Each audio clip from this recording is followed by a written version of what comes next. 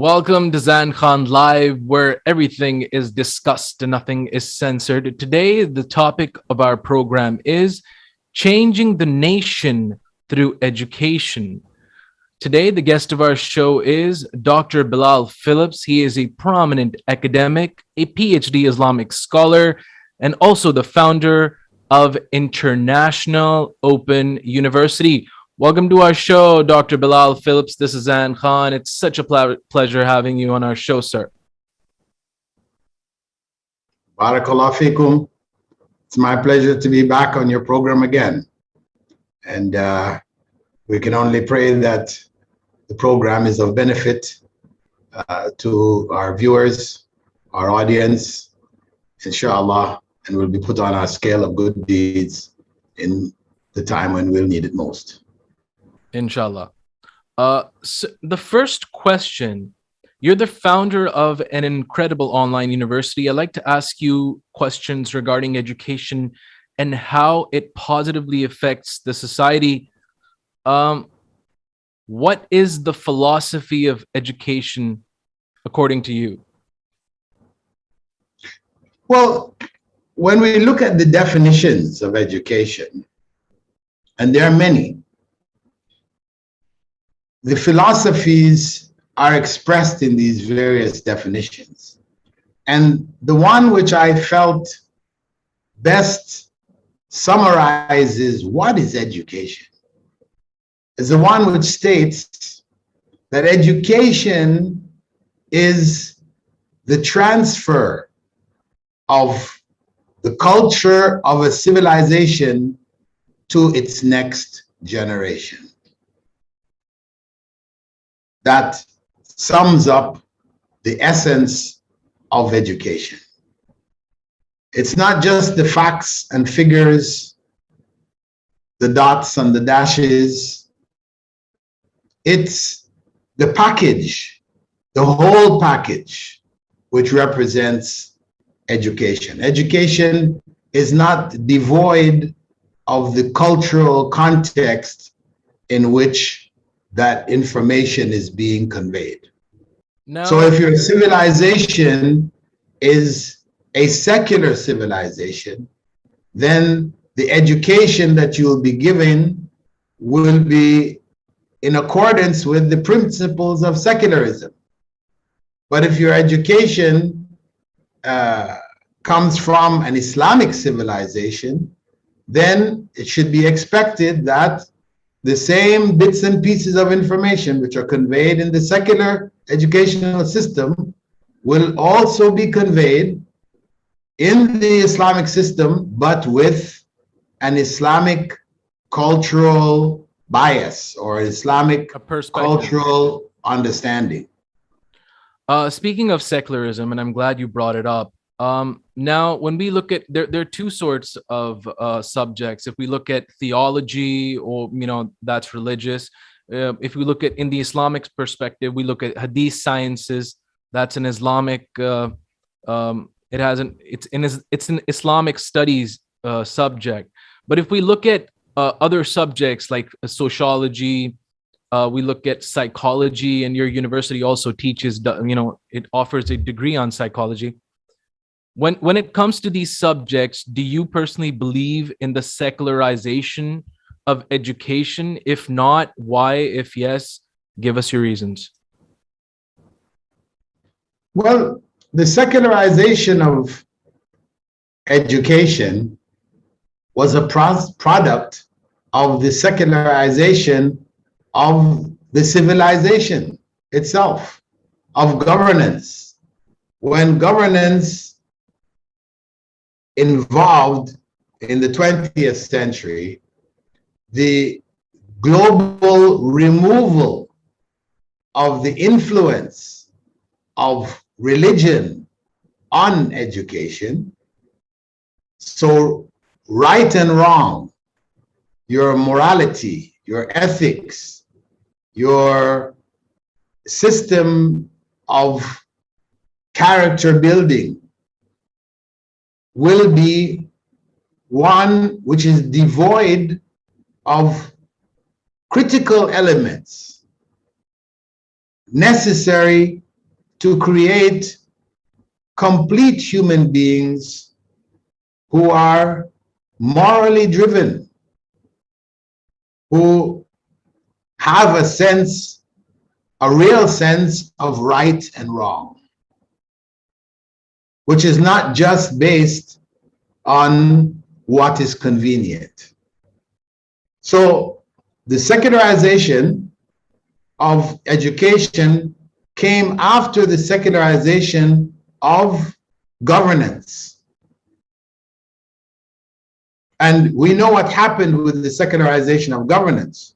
You know, all of the things which are considered sinful prior to the 20th century, whether it's fornication, adultery, and all the other well-known sins, these were secularized. They are no longer sins.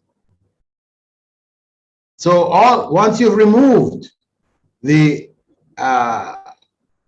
stigma, then people can do anything, and they don't have that sense of right and wrong. Right is what is convenient, wrong is what is inconvenient.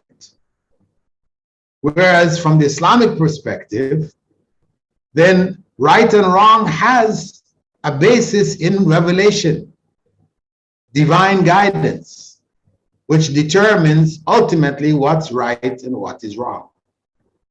So as a civilization, the Muslim civilization, the empire of faith, which existed for 1,400 years, though weak today, still has at its foundation the same ethical principles guiding the educators and the educated in today's world as well as in the world to come. Dr. Bilal Philips, you've rightly pointed out your perspective regarding this, but I want to ask you a question. Now, you have subjects like computer sciences, we have subjects like psychology. Now, how do we unsecularize them? Do we start teaching what Al-Ghazali's opinion about a certain thing was regarding psychology? How do we teach that to our kids, if not by secularizing it and talking about Freud and other psychologists? How do we teach that to kids from an Islamic perspective, sociology, psychology? Well, these subjects are taught with the guidance that exists within the Quran. We could write about the psychology of the Quran or the sociology of the Quran, where we analyze psychological and sociological principles in the light of Islam and Islamic teachings. But we also study Western philosophies as well and concepts regarding psychology? No harm. Of course, we should. We don't want to teach the students only half of the picture. No, we have to teach the whole picture. And when we say that one aspect of sociology or psychology is not acceptable, we have to explain why. Why is it not acceptable? We have to give arguments. Yes, they should understand. They should not just be denied. For example, let me give you an example in another area, which I've discussed at length before with others. In the area of business administration, business management, when marketing is being taught, the instructors of marketing will inform the students, the secular instructors, that the best salesman is the one who is able to sell snowballs to Eskimos or sand to a desert Arab in his tent living in sand. This is the ultimate salesman. He convinces that Arab sitting in his Bedouin sitting in his tent that he has some sand which that Bedouin must have, even though he's sitting in a sea of sand. So we say, yeah, that is a real salesman, you know, or the Eskimo in his igloo. He's living in a house of ice. His bed is made from ice, you know, and here comes somebody selling him a snowball, you know, some ice rolled up into a ball, and he's going to buy that ice because he feels that his life is incomplete without that ball of ice. You know, that's a super salesman. But how does he manage to do that? How does the salesman manage to do that? He must deceive that Eskimo or the Bedouin. He has to deceive him. He has to lie to him. He has to create an image which is false so that he will be convinced to buy what he doesn't even need. So from the Islamic perspective, deception is forbidden. You cannot falsely advertise your product. You have to tell it like it is, with the negative, the weaknesses, whatever, you clarify. This is what made Muslim business people unique and caused Islam to spread through business, through trade. Muslims who had been trading in the East, from Arabia, from Africa, going to India, Thailand, Indonesia, Malaysia, Philippines, they had been going prior to becoming Muslims for centuries and centuries. And they traded in the normal way of trade, which involved that deception. However, when Islam came, and these traders now were obliged not to cheat, not to deceive, not to conceal and hide the weaknesses of your products, etc. Those people who they dealt with, their business partners in these lands, were shocked. Why? You're selling me cloth and you're telling me where there is weakness in this cloth. Why? Because maybe I won't buy it. They say, well, obviously I'm selling to you and I'm giving it to you at a cheaper price. So if that is what is most important to you, then you will buy it with its, defects. So otherwise you can go to my neighbor who is selling along with me and get cloth without defects. They say, wow, oh, what caused you to do this? And of course they told him this was Islam. Because the Prophet ﷺ said, Man ghashana falaysa minna. Whoever cheats us, whoever deceives us, is not of us. It's not a true Muslim. So that principle, how we have included in the process of marketing and sales, and this is going to affect the whole process of how we market our products. In the same way, we can go back to psychology and other fields, whether it's banking and finance or IT or wherever, and include the ethical principles which Islam is governed by, which summarizes the essence of the message, as the Prophet ﷺ had said, I was only sent to perfect for you the highest of moral character traits. So morality has to be there. It needs to be in every class.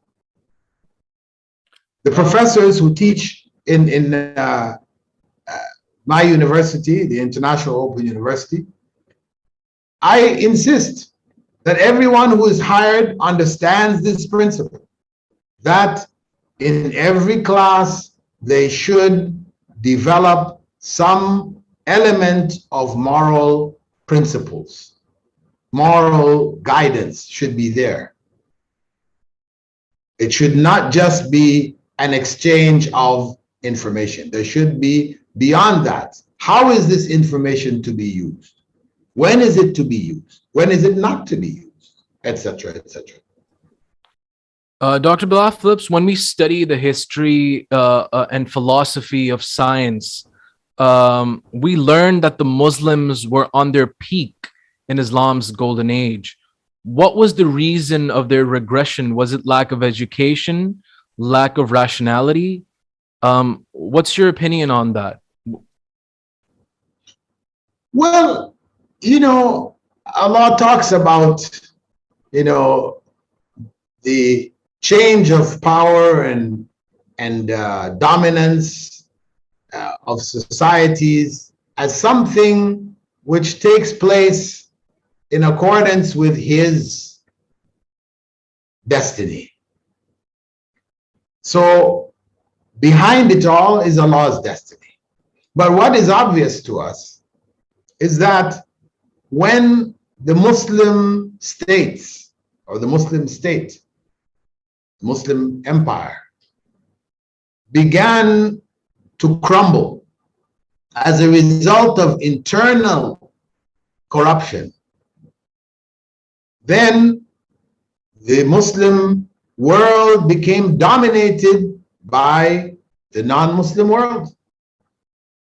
And in the dominance of the non-Muslim world, they extracted all of the scientific, useful good from the Muslim world, put their scholars' names on it, and erased the Muslim contributions from the books which were used for general teaching. Of course, in research, this information still remains there in most institutes around the world, but it's just not accessible to the mass of people.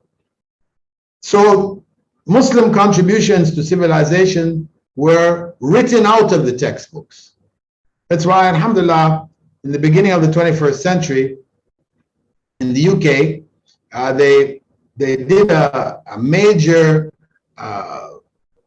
festival, or we could call it a major event, which was dedicated to highlighting the contributions, Muslim contributions to world civilization, especially in the fields of the sciences, etc. And from it, they made a book called 1001 Muslim Inventions, which every Muslim should have in their home, this book. They have a kids version and an adult version. And they even have a DVD on it. I mean, now it's can be saved without DVDs. That's the days of the DVDs. The point is that they gathered together scholars, etc., who explained all of those contributions, how they contributed, when they contributed, who learned from them in the West, and who took over there, where they left off, and all of that. They've brought all that information there. And as such, today, there is no reason why any Muslim child should grow up without knowing who Al-Hassan ibn al-Haytham is. They know Zainuddin Zidane, football player, big time, became head of club, etc. But they don't know who Hassan ibn al-Haytham is. And he was the genius of optics. He described the workings of a camera. He showed it from way back in the 12th century. He was dealing with things that were way beyond his time. He described how the eye worked. He had taken apart the eye, looked at all the parts and pieces and set up artificial versions and showed how the light was refracted and all kinds of things. Incredible stuff. We should know him. But we have a generation now who are graduating who have no idea that Muslims even contributed. They know Sir Isaac Newton. They know Einstein. They know Madame Curie. They know and they know and they know. But the many Muslim scientists, scholars, etc., they don't know. So we have to rectify that. We have to bring them back in contact with their history of science, so they understand that Islam is relevant. I totally agree, Dr. Bilal Philips. I mean, Imam Ghazali's Kalam cosmological argument is still used by a Christian philosopher of the name of William Lane Craig. And to fathom the fact that a philosophical theory that was by Al-Ghazali is still used in 2021 to explain the existence of God, that is an achievement by Muslim philosophers and thinkers. I want to get to the next question. You're an academic. You are the founder of International Open University. In your opinion, what is the importance of education for an individual, for a society? The World UN analysis of the differences between the developed countries and the underdeveloped countries concluded in the UN analysis that the difference between the two is in education. That is the essential difference. That if we in the Muslim world, in the developing world, are to come on par with the developed world, the only way is through education. There's no other solution. And that is why the motto of my university is changing the nation, that is the Muslim nation, the Ummah, through education. Dr. Bilal Philips, many motivational speakers consider degree-based education to be outdated. We even see intellectuals and philosophers like Noam Chomsky, who considers institutionalized education to be outdated and of no use in the future. And those intellectuals consider skill-based education to be the future, especially after COVID-19, skill-based, where you learn how to either fix a car or make shoes or make a software, skill-based training. What is your opinion on that? Do you still consider degree-based education or university to be relevant?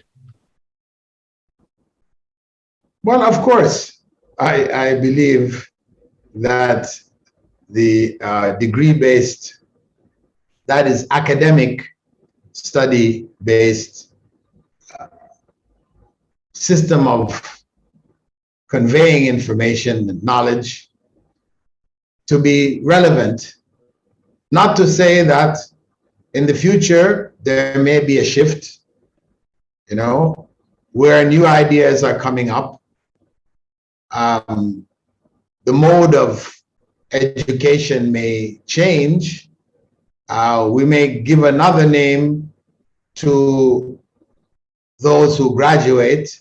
Rather than calling them PhDs, masters, or bachelors, we may give them some other name, which is indicative of their practical, hands-on, skill-based learning systems, But in the end, it's just a matter of names.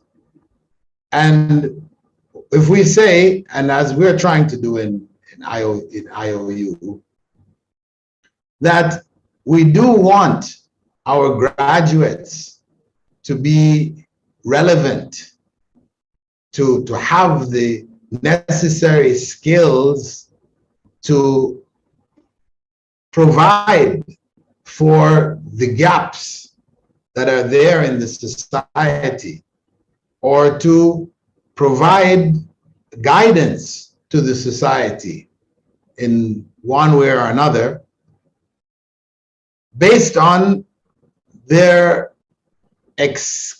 skills, the skills which they have gained through internship, which is why we have included this element as much as possible into our various departments, linking up our students with the industry, global industry, in the various fields that we are educating them in, that they do have more of a hands-on understanding than a purely academic understanding. Like, you go back 50 years and you look at the textbooks where they're teaching science.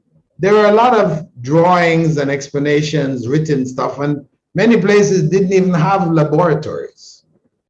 Now, in the West anyway, all the schools have laboratories with all the chemicals and all the, so you can see this is an evolutionary process ongoing anyway.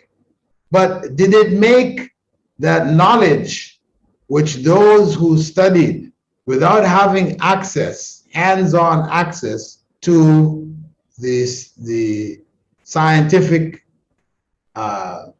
experiments and experiences, did it make their knowledge less relevant? No, for that time that they were in, it was useful. When things evolved and schools could all afford now to have laboratories, then the level of education moved up, and that is hands-on from simply what was in the textbooks before. So you can see that trend happening, and that people become more involved. The concept of internship, is spreading through many different areas of study, that hands-on experience being important, but it doesn't eliminate the theory behind it. Still, just dealing with things as they come without understanding the whys, whens, hows, it's not going to be useful. So it's purely experimental or purely skill-based? No, can't be. It will always have a theoretical foundation which those who are studying have to have. It's like fiqh. If you're only going to deal with the circumstances in which fiqh is applied without understanding where the foundations of fiqh came from, then you will always be dependent on others. You will not have the ability to do ijtihad and to develop other alternatives or answers to new circumstances that arise. So this is, I think, plain reality, which educators know well. I want to get to a very technical question. When I study philosophy, and that is my subject, I understand in the realm of ethics and moral philosophy that without religion, a person cannot attain objective moral values. Objective moral values. What do you think is the relationship between morality and religion? Now, for example, if somebody is an atheist, we can go on and on and argue about what is moral and what's not. And eventually, a person who doesn't believe in religion would eventually attain a position of moral relativism, that nothing is right and nothing is wrong. It's all perception. It's all cultural based or perception based. But religion is what gives us objective moral values. So, in your opinion, what is the relationship between morality and religion? Well, you said it. I agree with what you said, that, unless the one who decides what is morally right and what is morally wrong is not from among us, where we are looking at everything from a subjective perspective, then our morality will be in constant flux, which is what has happened to the West. When they removed the Bible and the teachings, Christian teachings which guided the morality of the society, when they threw that out and said, well, we will just, then morality went. It just became whatever was convenient, whatever the majority agreed on or preferred, and as such, what can be right today can be wrong tomorrow, and what's wrong today can be right tomorrow. That's where you end up, and that's what we're living today. This is a very important question, and I know that our viewers would want to know. Like, let's imagine I want to join your university. Please tell us a little more about university. If somebody wants to join, or if I want to join, how could they proceed? And what are the major courses that you are offering in the university? Well, joining the university is pretty straightforward. It's just going to the website, iou.edu.gm,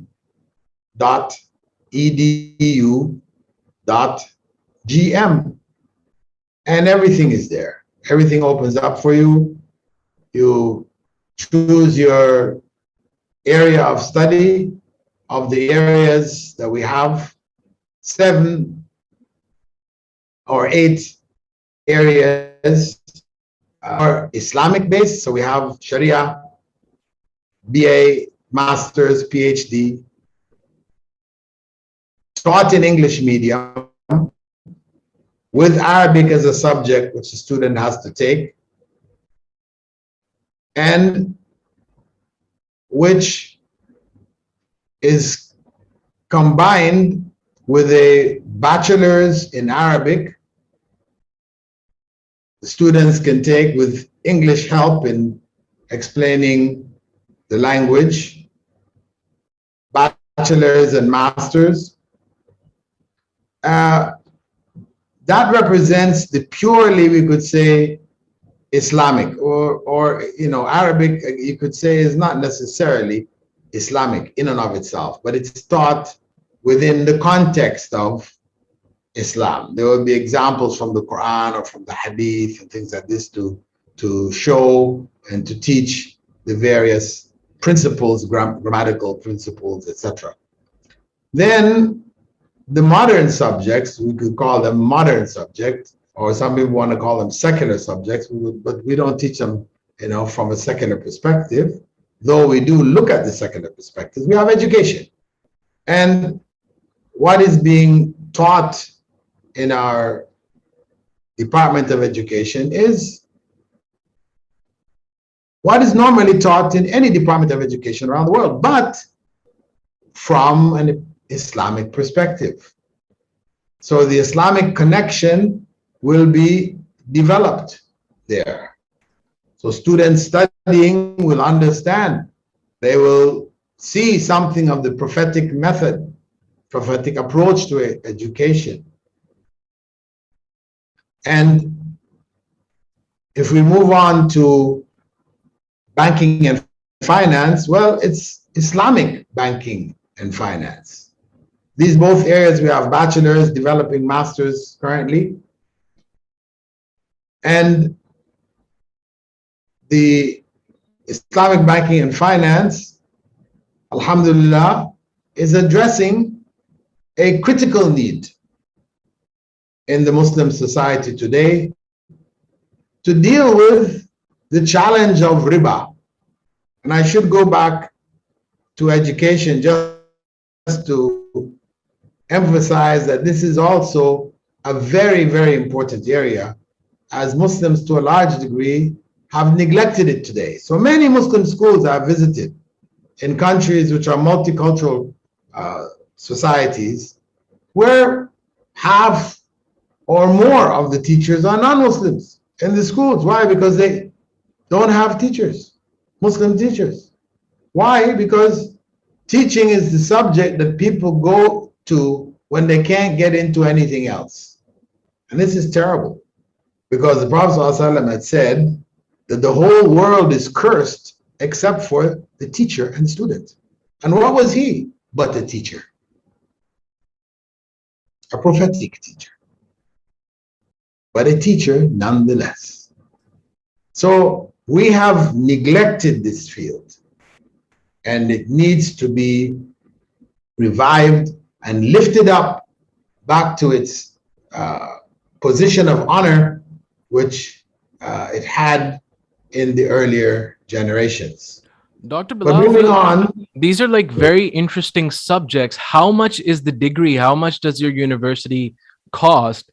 And are these degrees globally recognized? Like if in Pakistan, I want to do a degree from your university, if I like one of the courses, is it recognized? well, technically speaking, the university is accredited as an institution, as well as its courses are accredited in the Gambia. So technically speaking, it should be accepted, the degrees should be accepted worldwide. However, some countries have conditions. For example, in Pakistan, the University Commission there states that for an online institution's degree to be accepted in Pakistan today, the same subjects which are taught online must also be taught offline in a branch of that institution. It must be taught offline for the online to be acceptable. That's a condition they've made. Most countries in the world don't have this condition. So what do you do in such a case? Well, don't stop at the initial degree level. Make sure that if you graduate with a bachelor's from us, which will be Islamized, then you move on to a master's, do the master's in Pakistan. So you've gotten an Islamized foundation on which to build your master's from. Your eyes would have been opened, your mind would have been cleared, so you can understand our advice, because there are institutions around the world where our degrees are accepted as online degrees, and they teach also offline, and their degrees are accepted in Pakistan. So what I'm suggesting, just to clarify that point, is that if you did the bachelor's with us, then you would do your master's with one of the universities. For example, in Malaysia, Asian E-University recognizes our degrees and accepts our students in their master's program. It's a very big university, one of the most recognized universities. Big. It's one of the top universities in Malaysia. And so From there, you want to do your PhD, you can bring it back to Pakistan and do your PhD in Pakistan because Asian E is accepted. So you may do it, following that those steps. How much is this? How much does the degree, these courses cost? How much does your university cost? We could say that the standard price for a 4-year degree is $1,000, not per year or per semester, but total $1,000. That is not expensive at all. That is it's virtually free in many countries in the world, but not in all. Obviously, there are some countries where the fees are very low, but it's lowest of the low.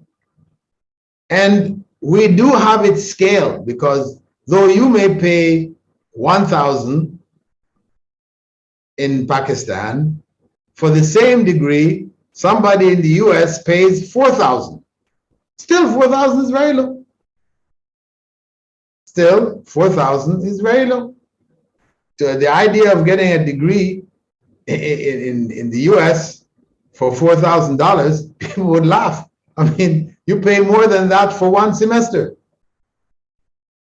So it's scaled according to the UNESCO breakdown of nations and their GDPs and etc. We scaled the fees accordingly. And we do have scholarships for those people who can't afford. We have thousands of students studying with us.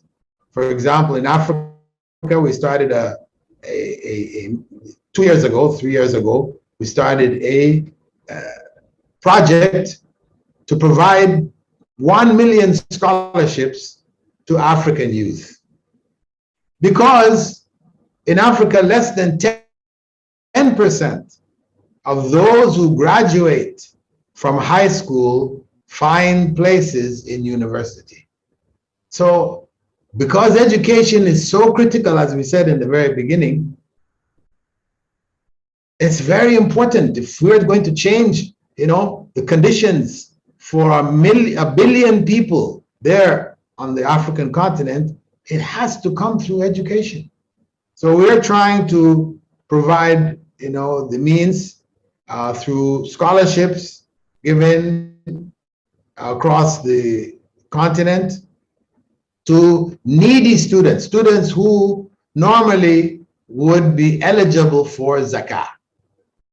So we're trying to bring that segment of the society up to be a part of the future for the countries of Africa. And we have extended similar programs in other parts of the world. I wanted to do it also in Pakistan, but because the position of the accrediting body is such that they wouldn't accept our degrees, then it wasn't possible. Thank you so much, Dr. Bilal Philips, for being on Zain Khan Live. It was such a pleasure having you discussing education. My pleasure. Alhamdulillah, may Allah make it beneficial to all who have viewed it.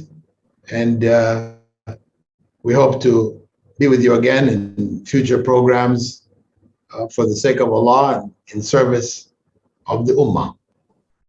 Inshallah. This was Dr. Bilal Philips, a prominent academic, a PhD Islamic scholar, and also the founder of the International Open University. We were discussing how to change a nation through education.